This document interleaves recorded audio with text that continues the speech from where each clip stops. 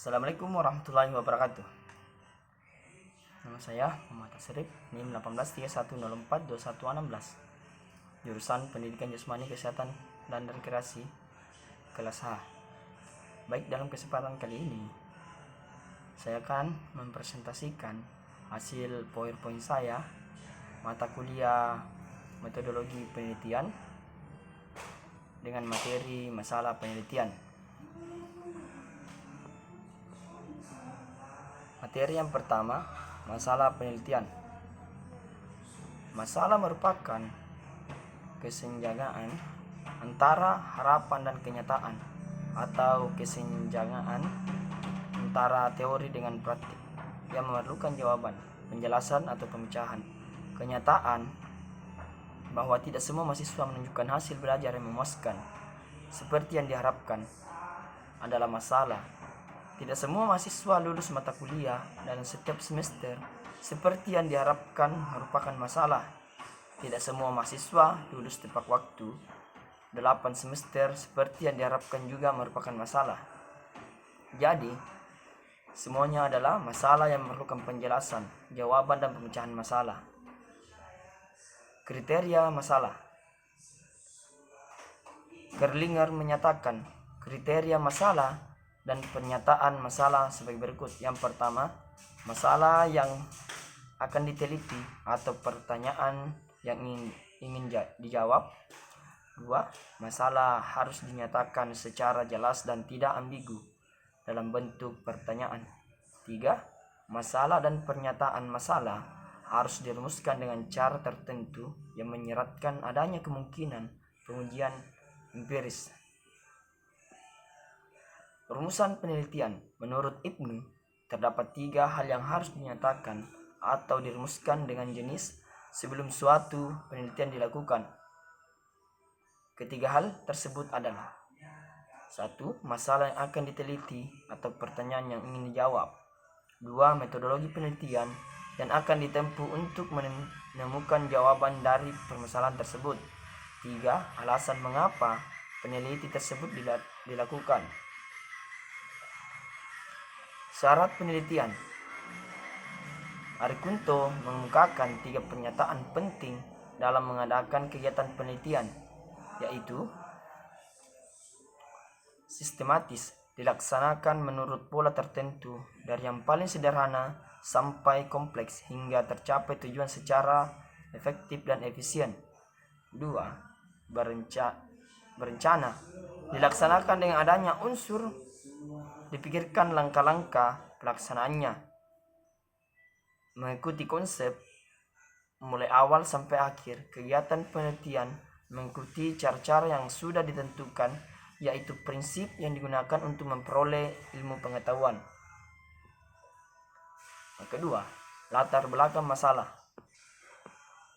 Dalam kehidupan sehari-hari, seorang selalu melakukan aktivitas untuk mencapai tujuan. Seorang mahasiswa belajar secara rutin dengan tujuan agar memperoleh nilai baik. Seorang pemain bola voli melakukan latihan secara rutin 3 kali seminggu agar terampil bermain bola voli. Seorang petani rajin mengurus tanaman karena ingin memperoleh hasil yang baik. Contoh di depan menunjukkan bahwa seorang melakukan aktivitas karena alasan tertentu yang ingin dicapai. Demikian juga kegiatan penelitian. Seorang melakukan aktivitas penelitian karena adanya alasan tertentu yang melatar belakangi mengapa penelitian tersebut dilakukan. Latar belakang masalah berisi tentang kesenjangan antara harapan dan kenyataan, baik kesenjangan teoretik ataupun kesenjangan praktis yang melatar belakangi masalah yang diteliti. Di dalam latar belakang masalah ini dipaparkan secara ringkas teori, hasil-hasil penelitian, kesimpulan seminar dan diskusi ilmiah, ataupun pengalaman atau pengamatan pribadi yang terkait erat dengan pokok masalah yang diteliti. Dengan demikian, masalah yang dipilih untuk diteliti mendapatkan landasan berpijak yang lebih kokoh. Rumusan masalah.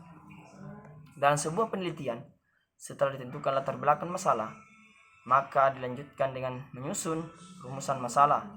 Perumusan masalah merupakan upaya untuk menyatakan secara jawabannya Perumusan masalah merupakan pernyataan yang lengkap dan rinci mengenai ruang lingkup masalah yang akan diteliti berdasarkan identifikasi dan pembatasan masalah.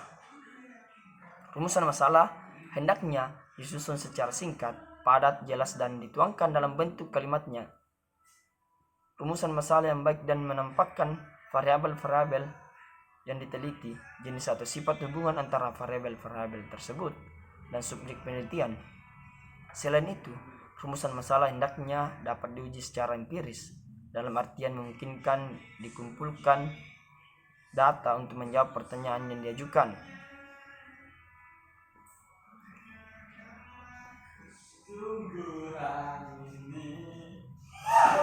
Ari mengemukakan perumusan masalah yang baik harus memenuhi dua syarat.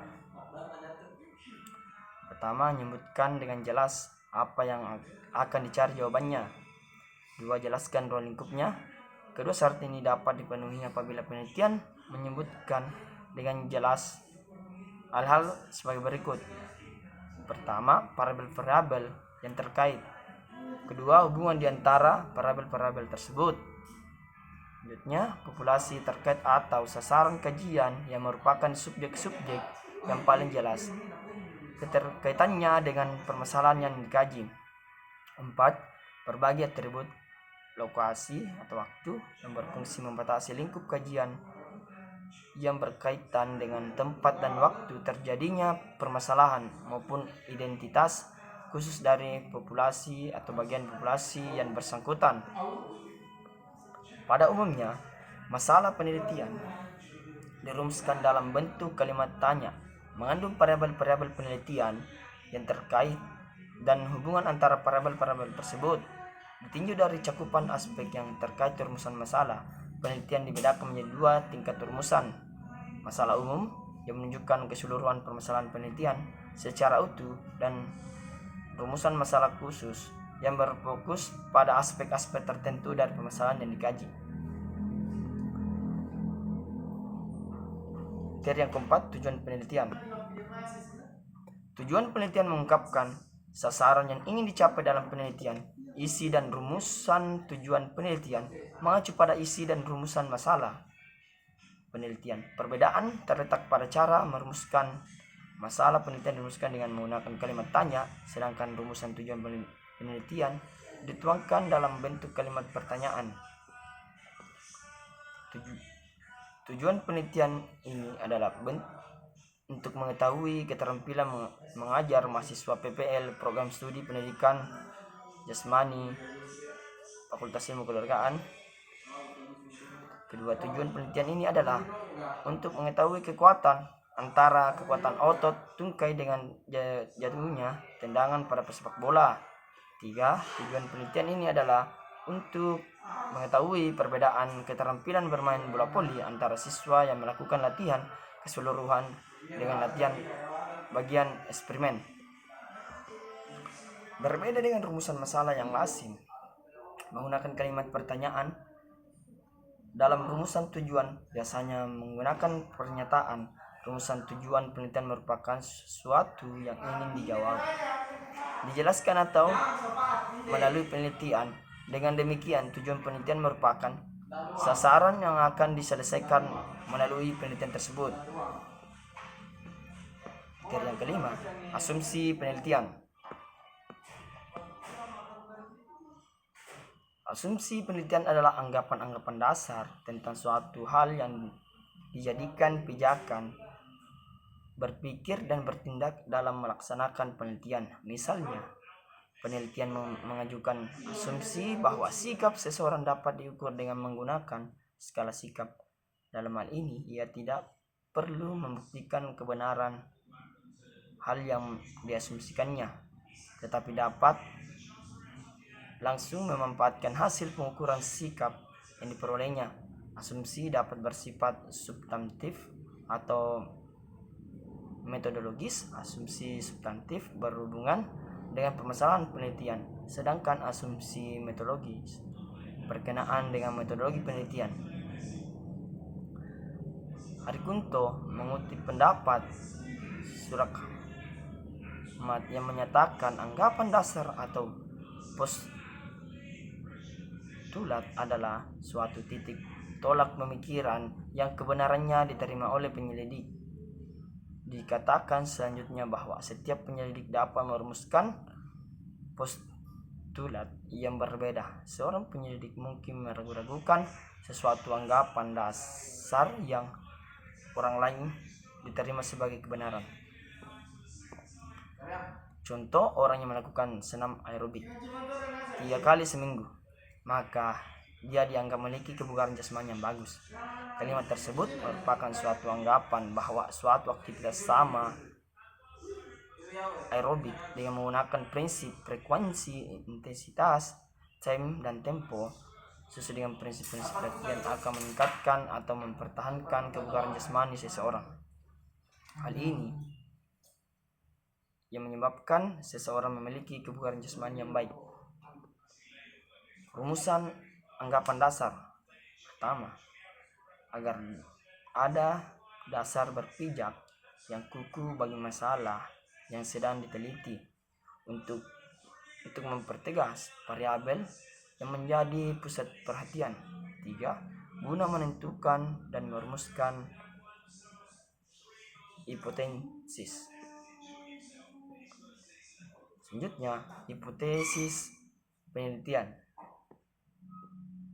Hipotesis merupakan dugaan sementara yang didasarkan pada pendekatan berpikir deduktif.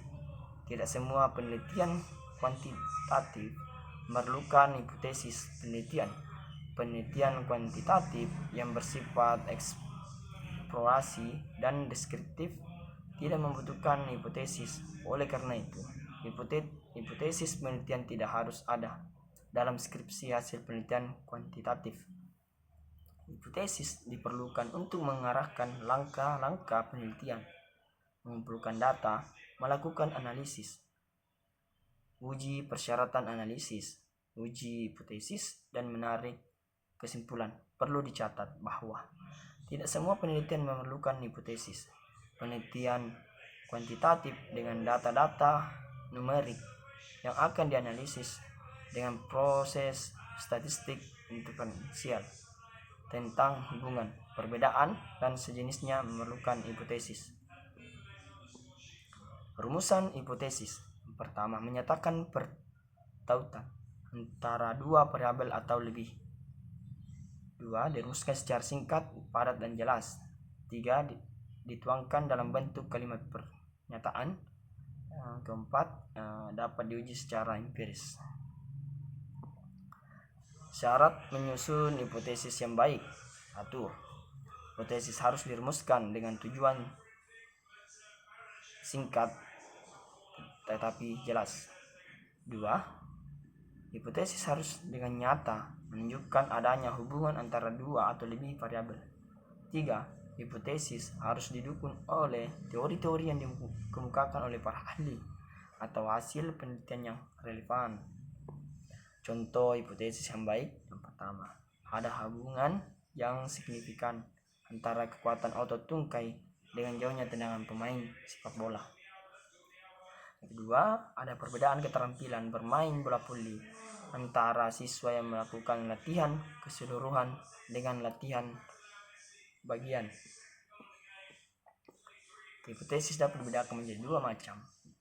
Hipotesis alternatif atau hipotesis penelitian dan hipotesis nihil atau nol. Hipotesis alternatif adalah rumusan format hasil analisis deduktif penelitian mengenai masalah yang dikaji berdasarkan teori. Hipotesis ini biasanya dinyatakan dalam kalimat positif seperti ada hubungan antara kekuatan otot tungkai dengan jauhnya tendangan pada sepak bola. Hipotesis nihil disusun untuk kepentingan penguji statistik dan dinyatakan dengan kalimat negatif seperti tidak ada hubungan antara kekuatan otot tungkai dengan jauhnya tendangan pada sepak bola. Hipotesis nihil inilah yang nantinya akan diuji apakah diterima atau ditolak. Selanjutnya, ruang lingkup penelitian. Sebuah penelitian memerlukan batasan-batasan tertentu agar tujuan penelitian dapat dicapai. Masalah dapat dijelaskan, dijawab atau dipecahkan. Batasan-batasan tersebut diwadahi di dalam ruang lingkup penelitian. Ruang lingkup penelitian berisi tentang konsep, variabel, indikator, dan deskriptor secara rinci sehingga memudahkan bagi peneliti dalam melakukan penelitian. Makin rinci jabaran yang disajikan dalam ruang lingkup penelitian, dimungkinkan akan makin memudahkan penelitian dalam menyusun instrumen penelitian. Tabel ruang lingkup penelitian keterampilan bermain seperti ekstrakurikuler. Konsepnya, keterampilan bermain sifat takro, variabel, melakukan servis, indikator, kaki tumpu berada di lingkaran tempat servis, kaki tendang diayung ke belakang untuk melakukan awalan, perkenaan bola takraw dengan kaki sebelah dalam atau punggung kaki, bola yang diservis masuk ke lapangan lawan melewati atas net. Variabel yang kedua, menerima servis. Indikatornya, bola diterima dengan anggota tubuh lain selain tangan. 2. Bola memantul dengan sempurna dan dapat dimainkan untuk melakukan serangan ke lapangan lawan. Bola yang diterima memantul tidak jauh dari anggota regu, kira-kira 1 langkah. Variabel menimang. Indikatornya, pertama, bola yang ditimang berada di depan permainan atau pemain dan jatuh setinggi lutut. Perkenaan bola tepat pada permukaan yang lebar. Kaki sebelah dalam. Bola yang ditimang memantul ke atas paling rendah setinggi bahu. Bola yang ditimang memantul tidak jauh dari testis, kurang lebih 1 langkah. Tungkai kaki membentuk posisi sepak sila. Variabel selanjutnya, mengempang. Adapun indikatornya, bola yang akan ditimang berada di depan pemain dan jatuh setinggi lutut. Perkenaan bola tepat pada permukaan yang lebar kaki sebelah ke dalam. Bola yang ditimang memantul ke atas paling rendah setinggi bahu. Bola yang ditimang memantul tidak jauh dari testis. Tungkai kaki membentuk posisi sepak sila.